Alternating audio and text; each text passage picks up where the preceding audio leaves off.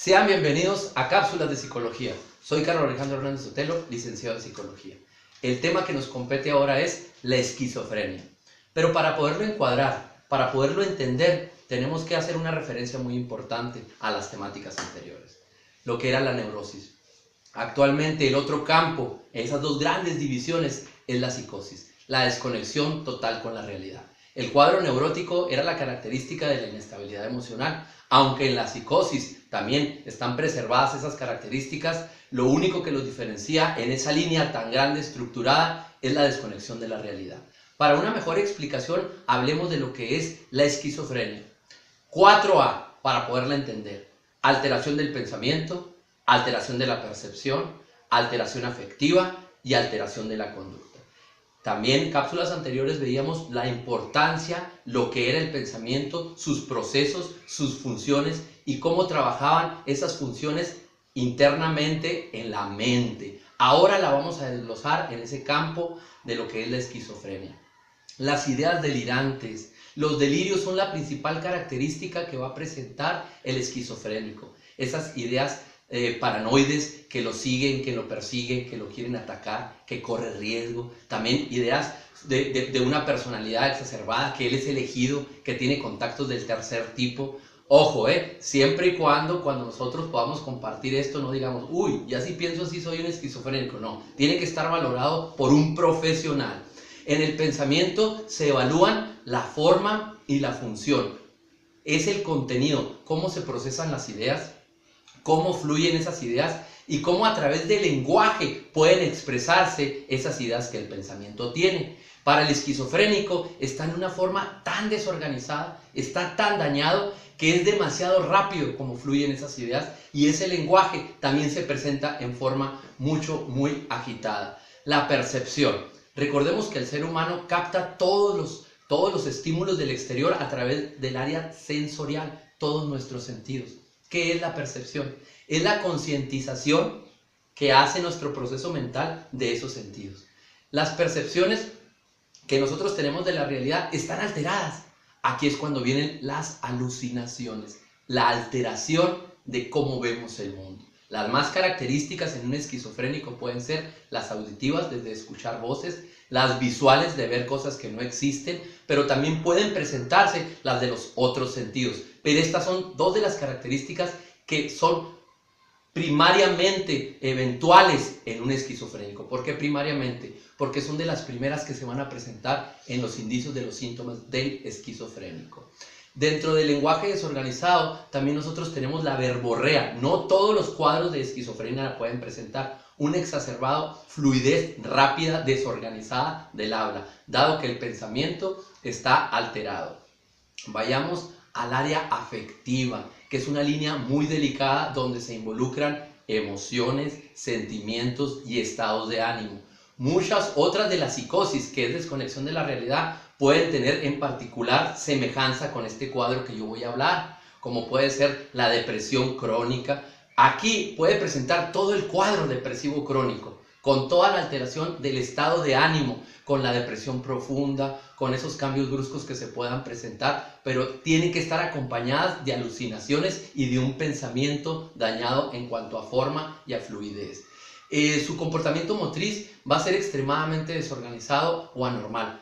El esquizofrénico no se centra en un solo objetivo, anda deambulando sin un objetivo en común. Los podemos ver en la gran mayoría, porque ahorita hablaremos de las categorías de la esquizofrenia, de un lugar a otro deambulando, totalmente sin un objetivo aparentemente en común. Se le dificulta organizar tareas, precisamente porque no tiene ese objetivo en común, y pueden involucrar movimientos o muy inútiles que nada tengan que ver con lo que aparentemente va a realizar, o simplemente una excesiva actividad motriz. Vamos a hablar del quinto síntoma, que vendría siendo los síntomas más negativos, que estos también pueden dar pauta al diagnóstico, que sea más sencillo identificar a un esquizofrénico.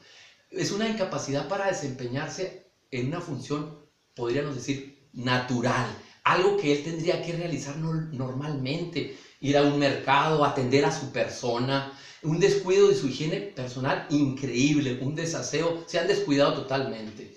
Ellos también parecen faltos de emociones, son muy incongruentes. Podrían ser personas que dicen, pues parece que no tiene emociones, parece que no expresa absolutamente nada. Su capacidad gesticular, puede su cuerpo estar expresando mucho, pero su rostro no lo puede hacer.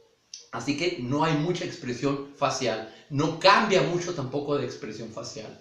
El habla puede ser en una forma muy monótona, tener monólogos pero muy repetitivos, estar repitiendo palabras muy constantemente. Falta una apariencia de retraimiento social increíble. Esto es una de las características muy importantes también del esquizofrénico.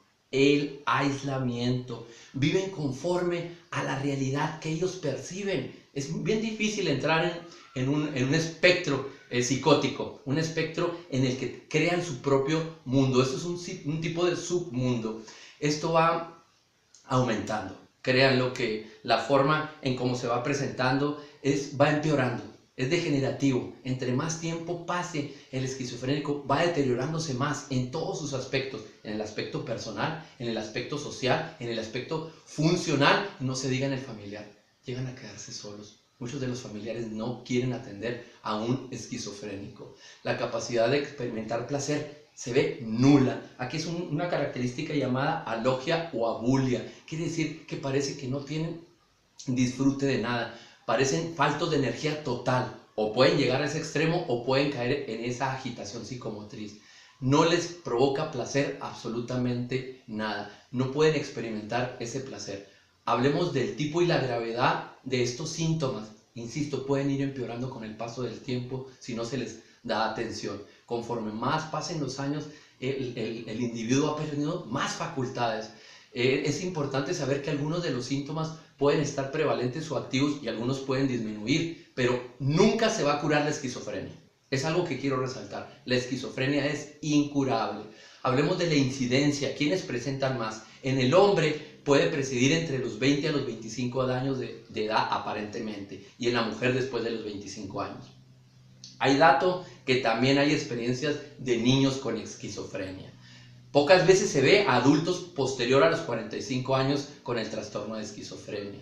El joven, ¿qué pasa? Es bien importante porque mucha gente me pregunta, ¿a qué edad puede presentarse la esquizofrenia? Se habla que la más característica puede ser después de los 15 años. ¿Cómo hacer para determinar un diagnóstico en que un joven o un adolescente pueden estar entrando con un cuadro esquizofrénico? Es difícil. Son rasgos y signos muy peculiares de un joven. Podría ser el aislamiento cuando el joven se aísla a su cuarto. Una es la característica primordial que lo puede diferenciar y se le llama diagnóstico diferencial. Las alucinaciones, la alteración de la percepción. Y aunque en el joven se puede determinar que el adolescente puede presentar alucinaciones visuales, las auditivas son las menos características. Si ya las presenta y presenta las visuales, tristemente estamos entrando en el campo de la esquizofrenia. Y pocas veces se le puede presentar el delirium, porque muchos jóvenes actualmente dicen, pues parece que todos son esquizofrénicos como piensan o como hablan o lo que dicen. No, son muy marcados. Esas ideas de grandiosidad, esas ideas paranoicas tienen que ser muy frecuentes y realmente tienen que estar expresadas por él. No como un juego, Esto no es un chiste. ¿Cuándo consultar al médico? Cuando lo observamos. Pocas veces el paciente va a ser consciente de que tiene una enfermedad.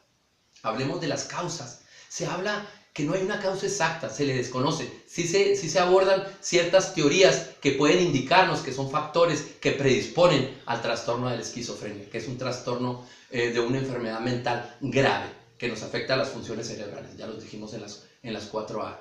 Se habla de una causa genética. Se nos habla de una causa de una química del cerebro. Hay ciertas sustancias que en el cerebro pueden ser alteradas. Solamente un especialista en el campo de alguna resonancia, un estudio de algunas tomografías nos podrían sustentar. La principal prueba en la historia clínica que nosotros como especialistas, psiquiatría y psicología, podemos realizar en el examen mental que nosotros determinaríamos para dar el diagnóstico de un esquizofrénico. Y el otro viene siendo el ambiente en el que se desenvolvió ese ser humano. Ya lo vimos también anteriormente en el desarrollo, las características de hostilidad. Pueden hacer que esto pueda tener un desarrollo para este trastorno. ¿Cuáles serían los factores de riesgos que tendríamos que considerar para que pueda caer en un trastorno esquizofrénico? antecedentes genéticos, como lo dijimos, enfermedades autoinmunes, como puede ser el lupus. Hay otras en que algunas proteínas del ser humano se convierten en sus propios enemigos. Edad avanzada del padre, qué increíble. El abuso de sustancias, de psicotrópicos, de alcohol en etapas tempranas de la juventud, de la adolescencia. La desnutrición, complicaciones en el embarazo y al momento del nacer. Todas estas complicaciones pueden dar pauta al trastorno. Ahora, ¿qué sucede con un signo de un esquizofrénico que no está siendo atendido, que no está siendo diagnosticado, que el familiar no lo ha atendido o no lo ha llevado a consulta? ¿Qué otras complicaciones se pueden venir con él mismo? Ideas suicidas, intentos suicida y tristemente hasta el suicidio. Las autolesiones también pueden ser, los trastornos de ansiedad o los TOC, como viene siendo trastorno obsesivo compulsivo, la depresión, ansiedades profundas, excesivo consumo de alcohol y de drogas. ¡Qué increíble! Uno te puede llevar a eso y eso también te puede acarrear ese mismo problema. El consumo excesivo te puede llevar a la esquizofrenia y la esquizofrenia no atendida te puede hacer que incidas en un consumo excesivo de alcohol y de tabaco y de drogas. ¿Qué otras complicaciones? Imposibilidad para trabajar te trae, asistir a la escuela, problemas económicos, problemas legales, te metes en una diversidad de problemas por la falta de funcionalidad que tienes en tu entorno, te llegas a quedar sin casa, llegas a tener conductas agresivas. Son poco frecuentes las conductas agresivas, ¿eh? ¿Cómo diagnosticar a un esquizofrénico? Ahora sí, ya lo llevé con el médico, ya lo llevé con un especialista. Lo primero es descartar otros trastornos de salud. Hay otras psicosis que te llevan a una desconexión con la realidad, como son el abuso de las sustancias, drogas, alcohol. Primero decir, no estás consumiendo alcohol o droga para darte tratamiento por esa vía. Es la primera característica que se tiene que hacer en un diagnóstico. Una exploración física del paciente a través de pruebas estructuradas como las resonancias o tomografías.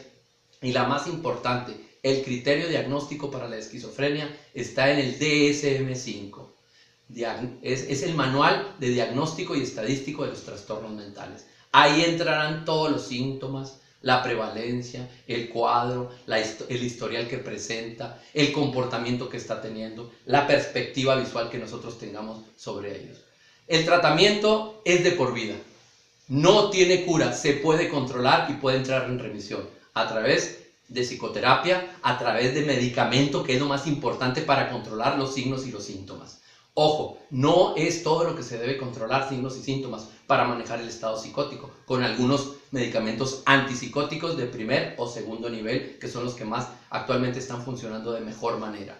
Se tiene que ser un equipo multidisciplinario, psiquiatra, médico, enfermería, psicólogo, trabajador social, para ver el entorno que él tiene. Aunque el medicamento es base, es bien importante para controlar, ya no tiene cura.